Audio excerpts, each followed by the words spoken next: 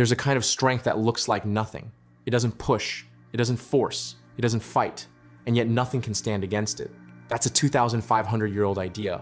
Modern psychology is only now starting to prove correct. Here's the strange part, we're not even sure who came up with it. The man credited with it may not have existed at all. No records, no proof. Just a name attached to a book that became one of the most read texts in human history. But whoever wrote it down understood something most of us never learn. The harder you try, the worse you perform. Think about the last time you were actually good at something really good. In the moment. A conversation that just flowed. A sport, a game, a piece of work, where you stopped thinking and just did it. Athletes call it the zone. Psychologists call it flow state.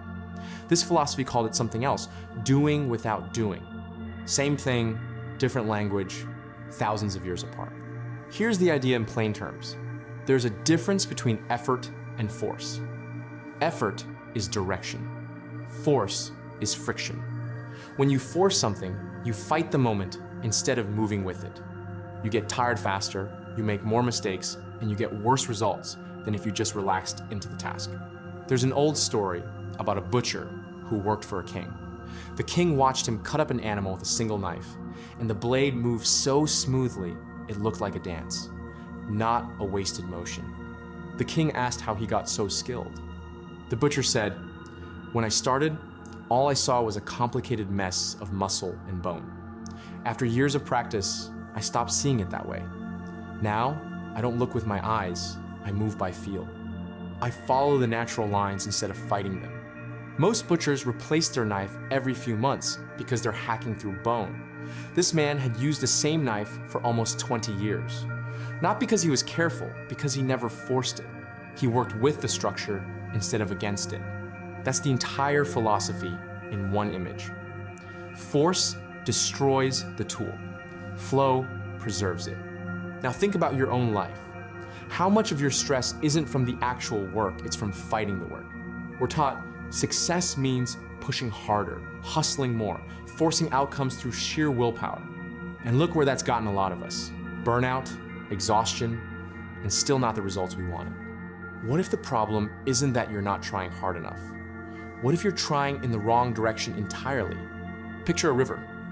The river already has a current, moving with or without you. One person swims against it with everything they have, exhausting themselves. Another grabs a branch and holds on, stuck, afraid to let go. A third just lets go, reads the current, moves with it, adjusts when needed, but never fights it.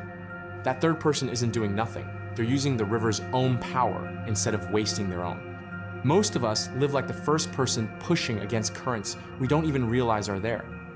Other people's expectations, our own anxious thoughts about the future, the pressure to control things that were never ours to control. You don't control your next heartbeat. You don't control how fast a wound heals. You don't even control who you find yourself drawn to. Most of life moves on its own current. The question is whether you're fighting it or finding it. So how do you actually do this? First, notice when you're forcing tension in your shoulders, rereading the same sentence in frustration, gripping the wheel too hard in traffic.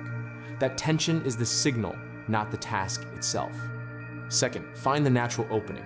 The butcher didn't hack at the hardest part, he found the gaps already there and moved through them. Stop attacking the hardest part of a task head on. Find the easiest entry point and start there. Momentum does the rest. Third, let results follow action. Don't chase them. The moment you start performing for the outcome instead of the moment, the flow breaks. Remember that river. Letting go doesn't mean giving up.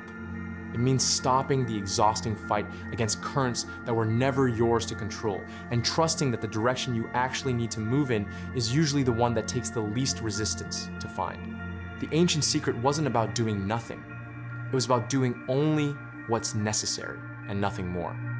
Less force, more flow.